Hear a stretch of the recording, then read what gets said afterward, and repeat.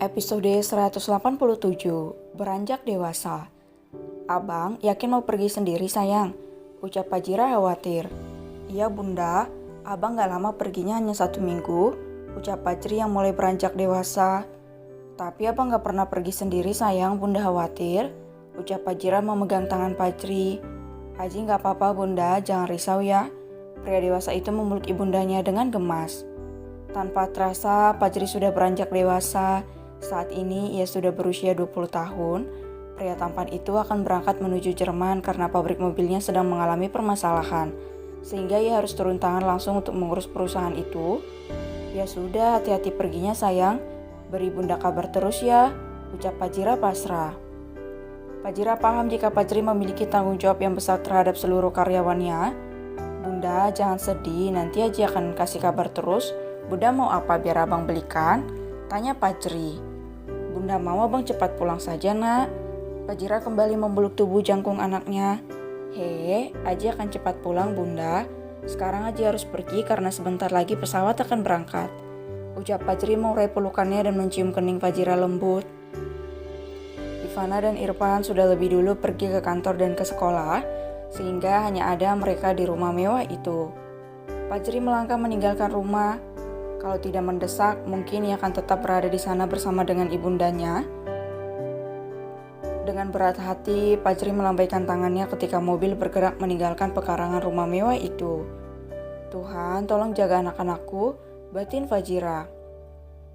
Ia segera masuk ke dalam rumah ketika mobil sudah tidak terlihat lagi di pandangannya.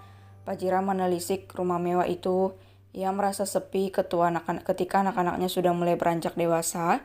Hari ini tidak ada jadwal ke rumah sakit sehingga ia hanya bisa berdiam diri di rumah. Ia mengambil ponsel yang tergeletak sedari tadi. Ia tidak tahu harus mengerjakan apa. Ia memilih untuk menghubungi Irfan. Setidaknya jika ia pergi ke kantor, Irfan ada wajah tampan yang bisa ia pandang tanpa bosan. Setelah mendapat persetujuan dari Irfan, ia segera bergegas untuk pergi ke kantor, tak lupa membawa cemilan yang ada di rumah. Ivana, gadis kecil yang sudah beranjak remaja, saat ini ia sudah berumur 16 tahun. Ia sudah duduk di bangku kuliah pada tahun kedua dengan jurusan fisika. Ia memilih untuk tidak mengambil kelas akselerasi ketika SMP dan SMA dengan alasan ingin menikmati masa mudanya.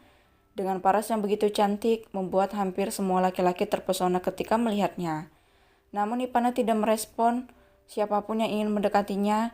Ia hanya bersikap dingin dan ketus kepada semua laki-laki. Namun jangan ditanya ketika ia berada di dalam rumah. Suasana sunyi dan hening bisa menjadi riuh dengan suara dan kejahilannya. Bunda, kakak pulang, teriak Ivana. Ia berjalan masuk ke dalam rumah dan mencari ke arah dapur, karena biasanya bidadari cantik itu berada di sana sedang membuat sesuatu pengganti cemilan mereka di rumah. Bunda, panggil Ivana mengernyit. Bunda kemana Bi? Tanya Ivana. Nyonya lagi di kamar, Nona. Beliau baru saja pulang dari kantor tuan. Ah ya, thanks Bi. Ivana segera berlari menuju kamar. Benar saja, Fajira masih terlelap dengan damai di atas ranjang itu. Ia segera ikut berbaring dan memeluk Fajira sambil membangunkan bidadari cantiknya. Buna, Dede pulang. Lirik Ivana manja sambil menyelipkan badannya ke dalam pelukan Fajira. Buna, Dede lapar. Ulang Ivana. Dek, sudah pulang nak, ucap Fajira serak. Sudah Buna, Dede lapar, ucap Ivana manja sambil menggesekkan hidungnya. Bangun dulu ganti baju bersih-bersih, Bunda tunggu di ruang makan ya sayang, ucap Fajira mengelus punggung Ivana. Iya Buna, mah. Ivana berlalu setelah melayangkan begitu banyak kecupan kepada Fajira. Fajira segera bangkit dan membersihkan diri terlebih dahulu. Setelah selesai, ia melangkah menuju ruang makan dan menyiapkan makanan untuk Ivana. Abang sudah berangkat, Buna? Tanya Ivana ketika ia berada di ruang makan. Sudah sayang. Apa abang gak pamit sama Dede tadi? Pamit, tapi pesan Dede belum dibalas sama abang, ucap Ivana sendu. Perjalanannya kan jauh, mungkin abang masih di pesawat. Berdoa saja semoga abang selamat sampai ke tujuan. Mereka segera memakan hidangan yang sudah disediakan oleh Fajira sambil sesekali mengobrol. Mereka hanya berdua karena Irfan belum pulang dari kantornya. Mereka segera menghabiskan makan sore itu hanya berdua saja, namun penuh dengan kehangatan yang selalu diberikan oleh Fajira.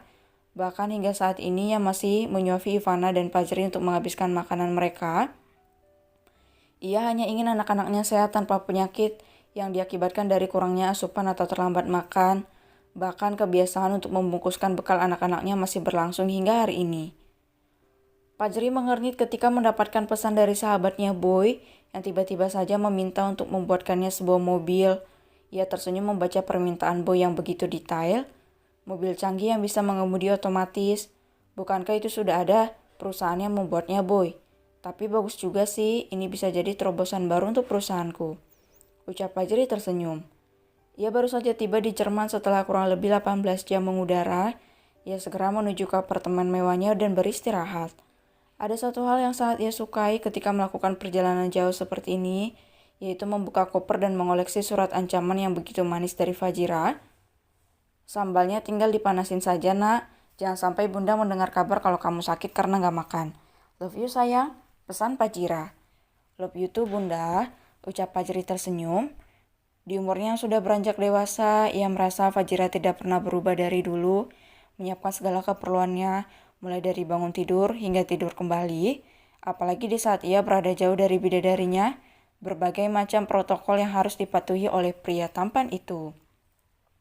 Ia hanya pergi berdua dengan asisten pribadinya yang bernama Akska, sementara Rai sudah diangkat menjadi CEO di salah satu cabang perusahaan Fajri yang terbesar setelah perusahaan inti.